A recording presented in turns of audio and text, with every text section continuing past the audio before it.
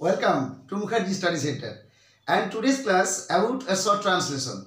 So without wasting time, I'm just going to start my video now. দেখুন আজকের যে বিষয়টি ঘরটি রং করিয়ে নাও, তাই আমি বাক্যটিকে দুটি অংশে বিভক্ত করলাম, ঘরটি আর রং করিয়ে নাও, নাম্বার 1 এন্ড নাম্বার 2। অর্থাৎ বাক্যটিকে জাস্ট আমি দুটি অংশে বিভক্ত করেছি। তাহলে আমরা এটা করার পূর্বে দেখে নেব রং করা যদি বলা হয় তাহলে আমরা কি বলবো, two paint.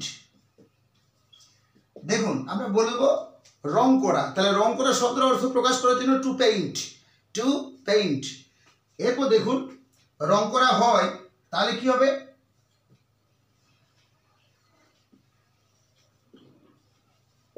Is painted, is painted. রং করা টু পেইন্ট, রং করা হয় ইজ পেইন্টেড। তাহলে দেখুন এখানে বলা আছে রং করিয়ে নেওয়া, তাহলে রং করিয়ে নেওয়া আমরা জানি এর কিন্তু সঠিক ইংরেজি নেই, ইংরেজি গ্রামারে এর কিন্তু সঠিক ইংরেজি নেই।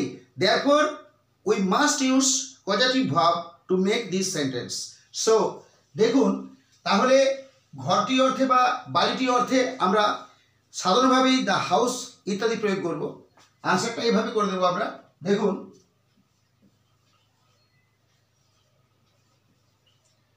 দ্য হাউস ঘর অর্থে করলাম রং করিয়ে নেওয়া, তাহলে রং করিয়ে নেওয়া তার পূর্বে কি করব, তার পূর্বে আমরা গেট প্রয়োগ করব। গেট করলাম, gate the house, gate the house. এরপর কি করব, রং করা অর্থে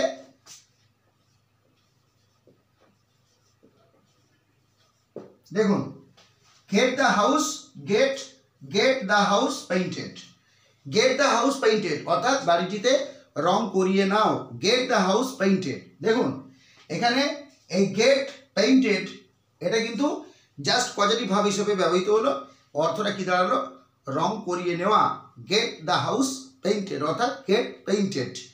এটা কিন্তু আমরা এখানে বলতে পারি বাই ওয়ান, কোনো একজন ব্যক্তির দ্বারা, কারণ আমরা এখানে জানি যে এই পজিটিভ ভার্বের ক্ষেত্রে কিন্তু সাবজেক্ট নিজে কিন্তু ডুয়ার নয়, সাবজেক্ট নিজে কাজ করে না, কোনো থার্ড পারসন সিঙ্গুলার নাম্বার কিন্তু কাজটা করে।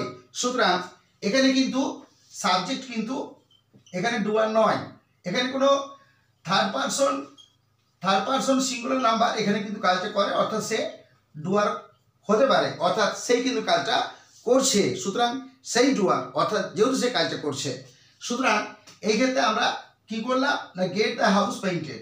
এরপর দেখুন ঘরটি রং করিয়ে নাও। এরপর জাস্ট এই বাংলা অর্থটাকে যদি জাস্ট আমরা একটু সামান্য চেঞ্জ করে দিই, সামান্য একটু চেঞ্জ করে দিই, তাহলে এর অর্থ কেমন হতে পারে দেখুন। আমি বিষয়টি আপনাদের সামনে তুলে ধরার চেষ্টা করছি। তাহলে আমি বলতে পারি ঘরটি রং করিয়ে নাও, এর পরিবর্তে আমি বলতে পারি ঘরটি রং করা হোক, আমি বলতে পারি ঘরটি রং করা হোক। এখানেও ভালোভাবে দেখুন, এখানেও কিন্তু সাবজেক্ট বা কর্তা এখানে ডুয়ার নয়, অর্থাৎ তিনি কিন্তু কাজটা করছেন না, তিনি কি বলছেন, বাড়িটি রং করা হোক, অর্থাৎ কোন একজন ব্যক্তি রং করবে, তিনি নিজে নন। সুতরাং এই অর্থটা বাড়িটি রং করা হোক, এই অর্থ কিভাবে আমি আপনাদের সামনে উপস্থাপন করব। দেখুন আমি এই ক্ষেত্রে এইভাবে লিখব,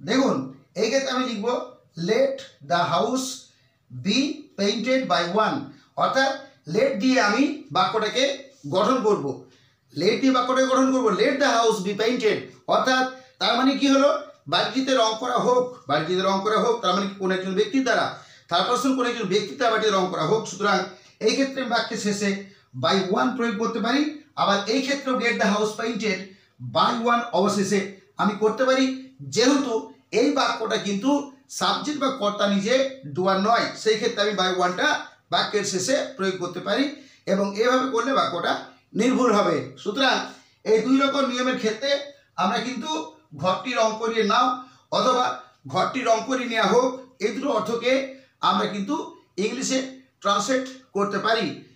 so finally thanks to everybody for watching my video, but before ending my video I'm just requesting to all my viewers, if you have any alternative answer about this translation, then without delay please write the correct answer in the comment box and I will try to reply your comment. So finally, thanks to everybody for watching my video. Thank you.